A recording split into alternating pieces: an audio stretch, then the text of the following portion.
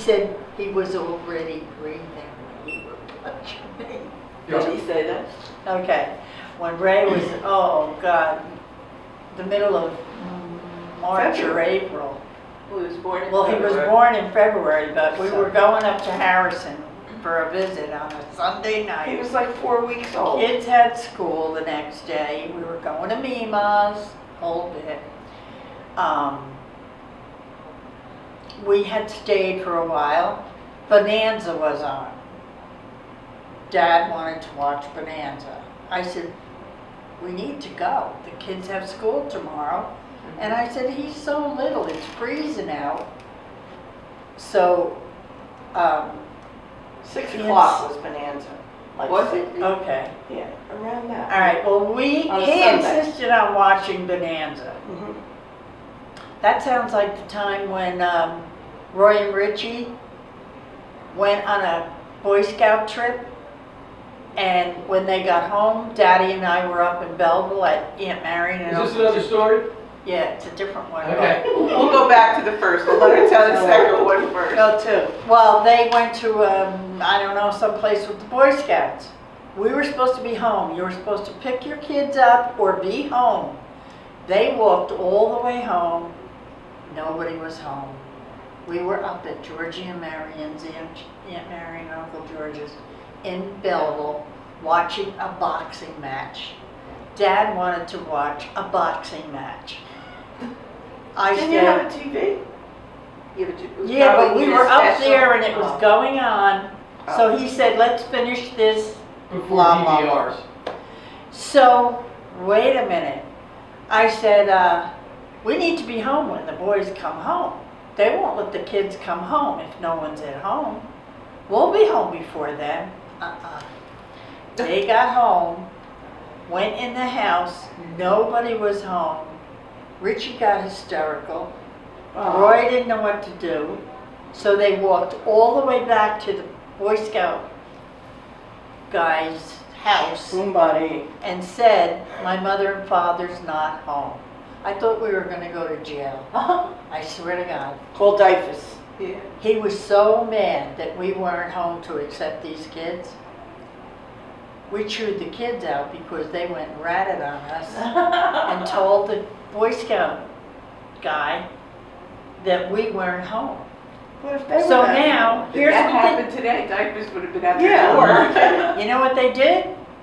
They called around, don't ask me how the details go now, I forget, but they got in touch with Marion Rose in East Newark, got Uncle George's phone number, got Marion.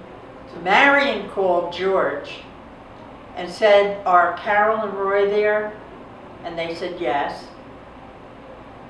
They said the Boy Scout troop leader is looking for them. The kids went home and no one was home for them.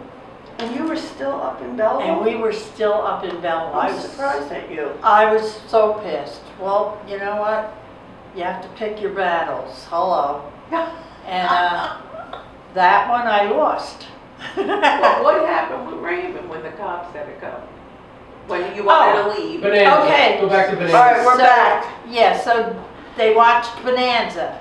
Now it's like 8 o'clock at night. I think it was 7, B.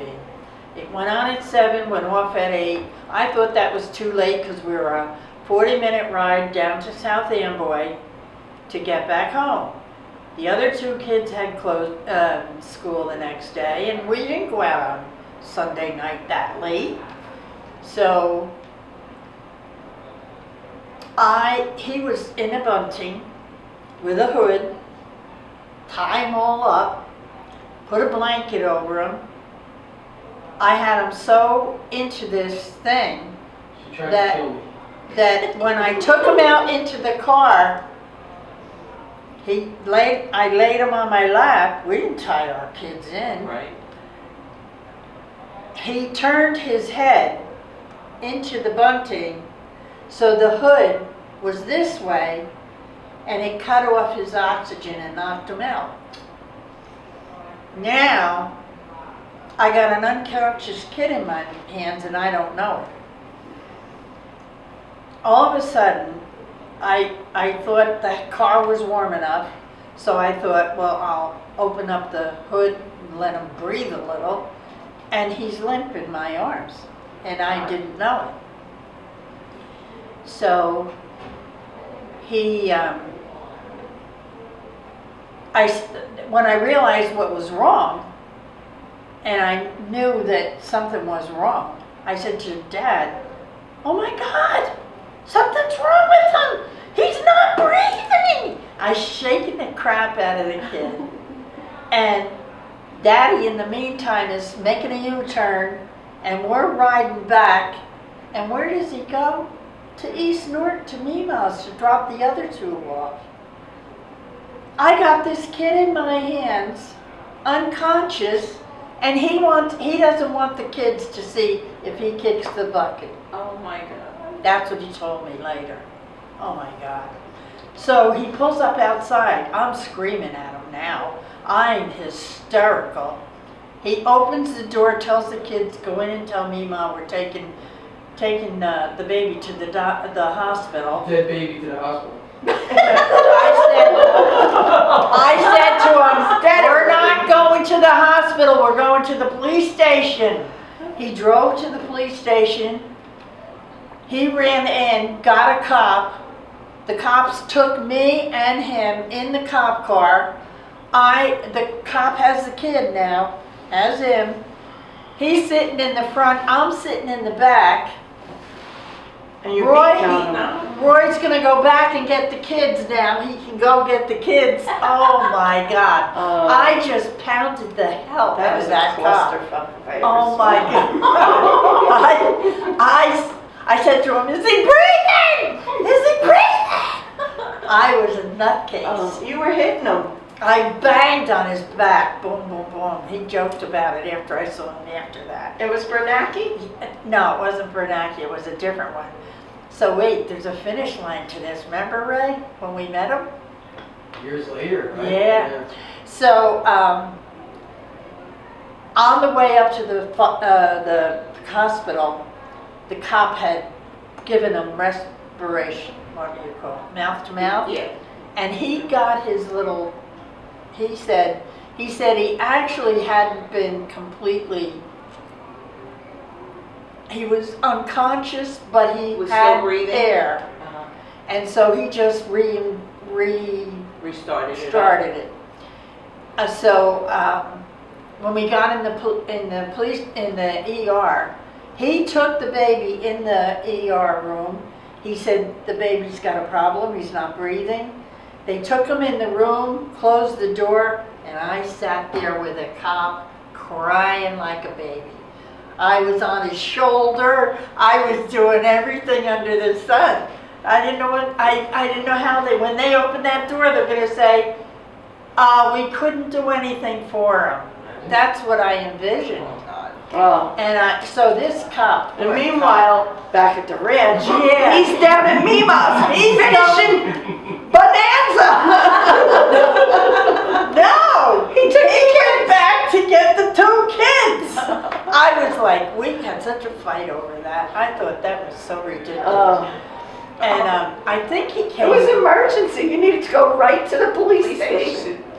So now, okay, so they got him breathing. They said, they opened the door. They said, "Okay, Mom, you can come in." I heard him crying. Thank you, Lord. And everything worked out. How many years later, Ray? You must have been. Teenager, wasn't I? Yeah, you were a teenager. We were walking down Railroad Ave and down on, what's that street, 2nd Street? A cop car pulls over and pulls alongside us. I didn't know where the hell he was going. I thought, where's this cop going? He pulled over. He's on the passenger side. The other cop's driving. He looks over and he says, "I think I know that boy." And I said, "Excuse me?" He said, "I'm the cop that you beat on the back." "I'm the cop you beat on the back to get him to breathe." I said, "Oh my God, I never knew what cop it was." But you don't have a name? No, I still don't have a name. He's probably dead by now, but no, I'm only kidding. Or retired. Probably They're all retired. retired. Get the pension. But he said, and then he went into it. He said, you may not realize this, but he had oxygen. I just rejuvenated him, or whatever you call it.